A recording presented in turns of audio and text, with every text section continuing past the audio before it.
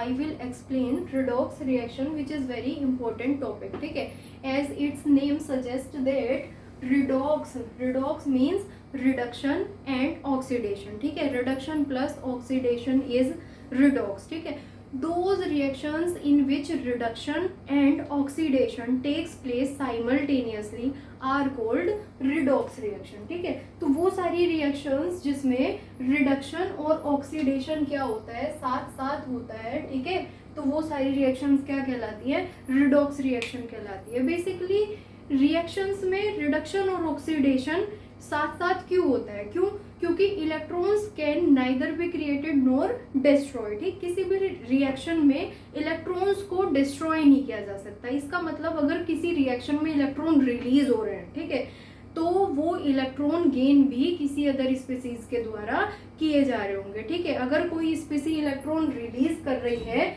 तो वो इलेक्ट्रॉन्स किसी दूसरी स्पीसी के थ्रू क्या किए जाते हैं, गेन भी किए जाते हैं. ठीक, तो इसीलिए रिडक्शन और ऑक्सीडेशन साथ साथ होने वाली प्रोसेस है. अब क्या होता है रिडक्शन, क्या होता है ऑक्सीडेशन, तो इसको हम इस पर्टिकुलर एक रिएक्शन है इसकी हेल्प से समझेंगे. ठीक है, for example zinc electrode is dipped in copper sulphate solution. ठीक है, and zinc displace copper from copper sulfate solution and form zinc sulfate plus copper solid. ठीक है, तो जिंक सॉलिड को हमने किस में डिसॉल्व करवाया है, कॉपर सल्फेट के सॉल्यूशन में डिसॉल्व करवाया है. ठीक है, तो क्या किया है, जिंक ने जिंक सल्फेट का सॉल्यूशन बना दिया और कॉपर को कॉपर सॉलिड फॉर्म में कन्वर्ट कर दिया. ठीक है, तो ये तो इलेक्ट्रोकेमिकल सीरीज की वजह से होता है. जो रिएक्शन ज्यादा एक्टिव, जो मेटल्स आपकी ज्यादा एक्टिव होती हैं वो अपने से नीचे वाले मेटल को उनके सोल्ट सॉल्यूशन में से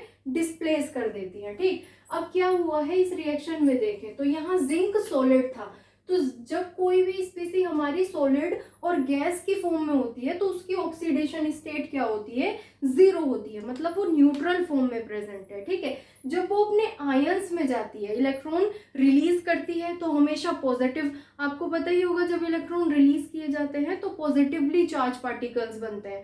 लॉस ऑफ इलेक्ट्रॉन किसका साइन रिप्रेजेंट करता है, पॉजिटिव साइन रिप्रेजेंट करते हैं. जैसे कि हमारी पीरियोडिक टेबल में सारी की सारी मेटल्स हैं, वो क्या करती हैं, हमेशा इलेक्ट्रॉन रिलीज करती हैं. ठीक है, तो उनके ऊपर हमेशा कौन सा चार्ज आता है, पॉजिटिव चार्ज आता है. तो इसका मतलब कहीं अगर इलेक्ट्रॉन रिलीज हो रहे हैं, लॉस ऑफ इलेक्ट्रॉन हो रहा है, तो कौन सा चार्ज बढ़ेगा, पॉजिटिव चार्ज बढ़ेगा. उसी को ही क्या कहते हैं, ऑक्सीडेशन.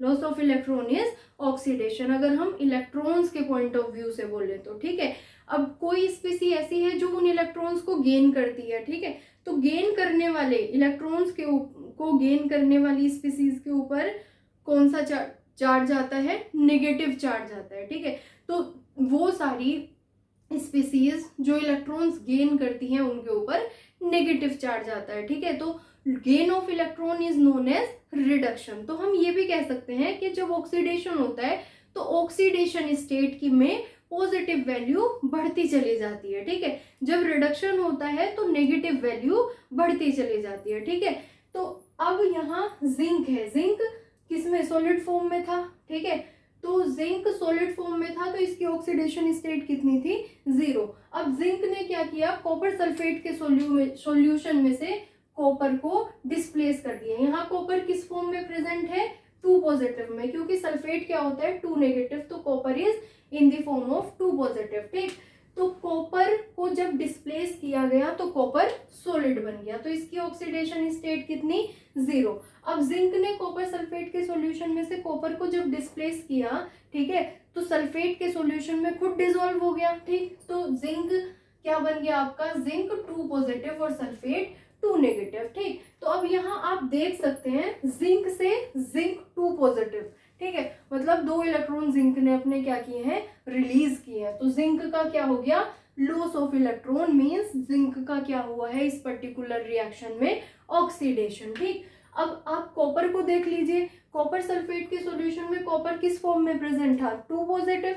अब जो इलेक्ट्रॉन्स जिंक ने रिलीज किए हैं वो किस स्पीसीज ने गेन किए हैं, कॉपर आयंस ने गेन किए हैं. कॉपर 2 पॉजिटिव आयंस ने क्या किए हैं, ये दोनों इलेक्ट्रॉन गेन कर लिए और क्या बन गया, कॉपर सॉलिड बन गया. तो ये है आपका रिडक्शन। ठीक है, तो ये आपकी ऑक्सीडेशन हाफ सेल हो गई और ये आपकी रिडक्शन हाफ सेल हो गई। यहाँ लॉस ऑफ इलेक्ट्रॉन हुआ है और यहाँ पे गेन ऑफ इलेक्ट्रॉन हुआ है। तो इस तरह की रिएक्शंस आपकी रिडॉक्स रिएक्शन कहलाती हैं। ठीक है, ये आपकी पूरी की पूरी रिएक्शन रिडॉक्स रिएक्शन है। ठीक है, तो अगर हम किसके इलेक्ट्रॉन्स के पॉइंट ऑफ व्यू से बात करें, ठीक है, मॉडर्न थ्योरी में इलेक्ट्रॉन्स के पॉइंट ऑफ व्यू से बात करें तो ऑक्सीडेशन क्या होता है, बेसिकली लॉस ऑफ इलेक्ट्रॉन। ठीक है, loss of electron is known as oxidation, जो किन पे होता है, मेटल्स पे होता है। ठीक है, स्पेशली मेटल्स आपकी क्या, मेटल्स के ऊपर क्या होता है, ऑक्सीडेशन होता है। ठीक, तो फर्स्ट ए ग्रुप और सेकंड ए ग्रुप की मेटल्स, उनका ऑक्सीडेशन सबसे ज्यादा होता है, इसीलिए उनका क्या होता है, वो खुद का ऑक्सीडेशन होता है तो दूसरों को क्या करती हैं, रिड्यूस करती हैं। क्यों, क्योंकि जब वो अपने इलेक्ट्रॉन रिलीज करेंगी तो उन इलेक्ट्रॉन्स को कोई और स्पीसी गेन भी करेगी, जब दूसरी स्पीसी उनको गेन करेगी तो उनका क्या हो रहा होगा, reduction.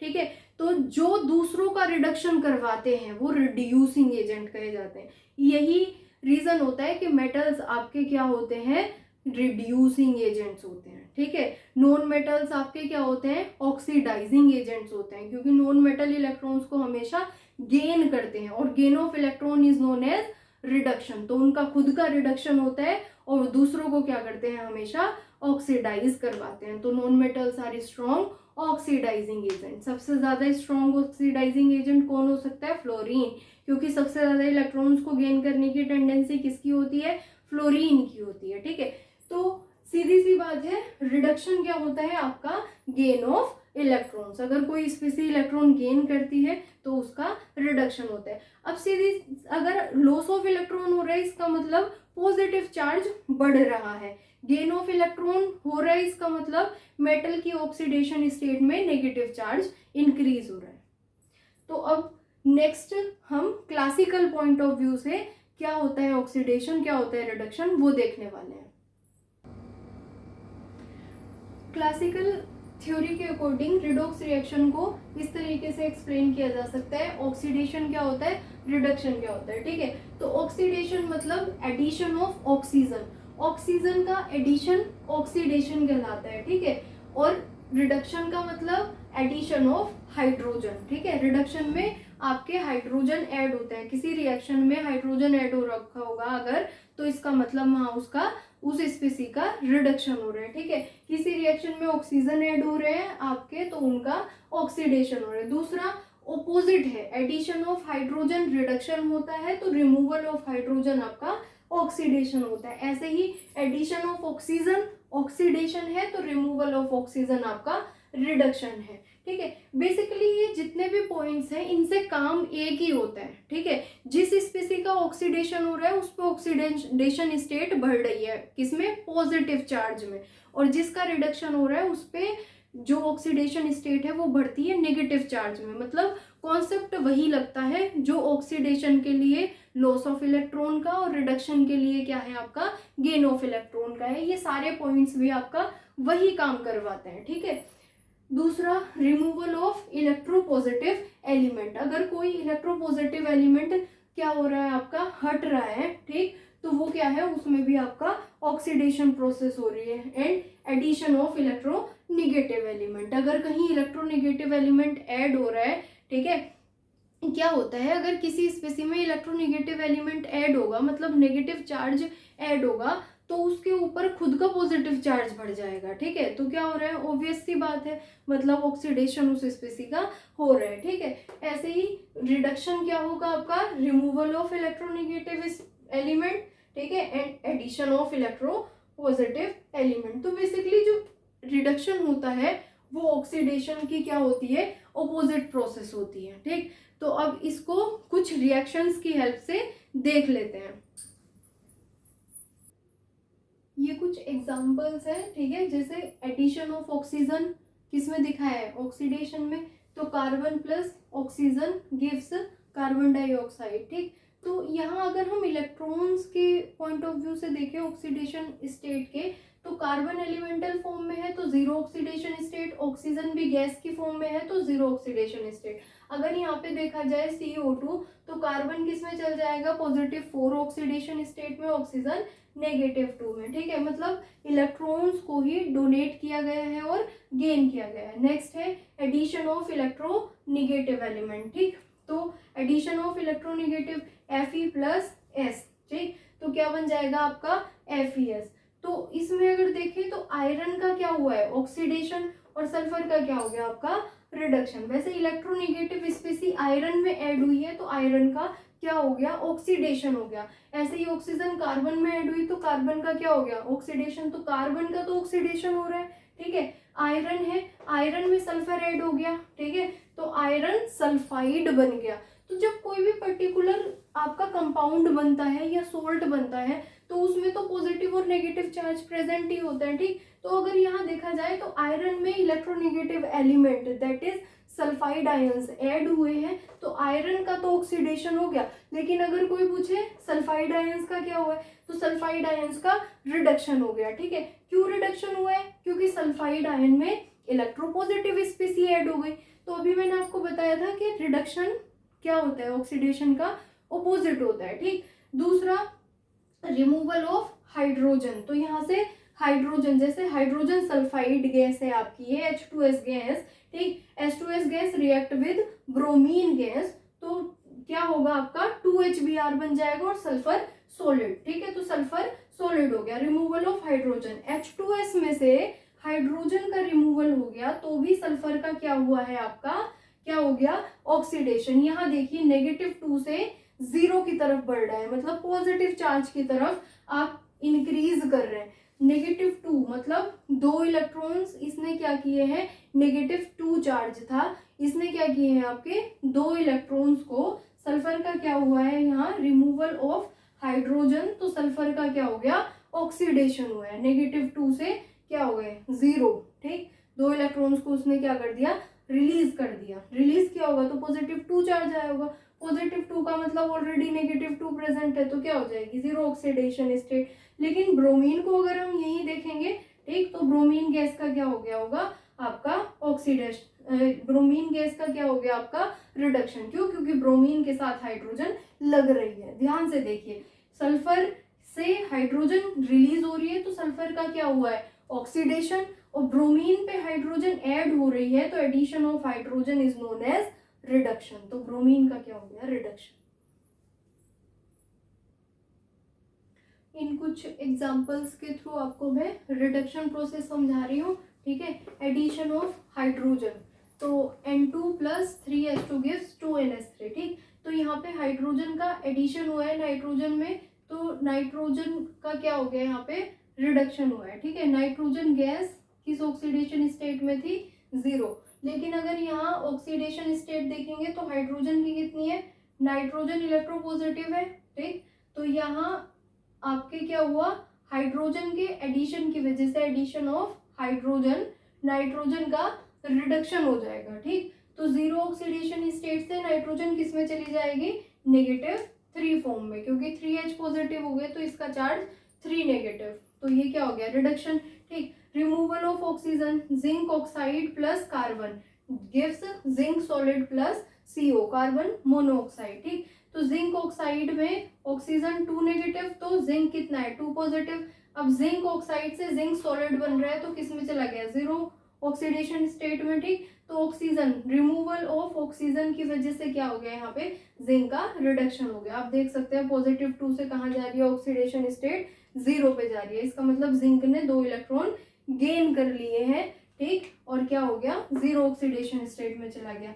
Removal of electronegative element, ठीक। तो FeCl3 ferric chloride react with hydrogen gas and form ferrous chloride plus 2HCl, ठीक। तो यहाँ पे हाइड्रोजन की रिएक्शन की वजह से क्या हुआ है आपकी, यहाँ इलेक्ट्रोनेगेटिव एलिमेंट है क्लोरीन, तो क्लोरीन, अगर एक क्लोरीन रिलीज हो जाएगा Cl नेगेटिव, ठीक है, तो उससे क्या होगा, आपके आयरन का रिडक्शन हो जाएगा। आप देखिए यहाँ फेरस किसमें था, सॉरी आयरन किस में था, +3 ऑक्सीडेशन स्टेट में, मतलब फेरिक आयंस थे वो किस में रिड्यूस हो गए, आपके फेरस आयंस में, ठीक। बेसिकली क्या होता है, अगर मैं FeCl3 में Fe की ऑक्सीडेशन स्टेट आपको दिखाऊं तो Fe को क्या मान लेंगे, X प्लस, ठीक है, क्लोरीन का जो वैलेंसी होती है वो कितनी होती है, -1 इज इक्वल टू न्यूट्रल है तो 0, तो plus minus -3 is equal to 0, X is equal to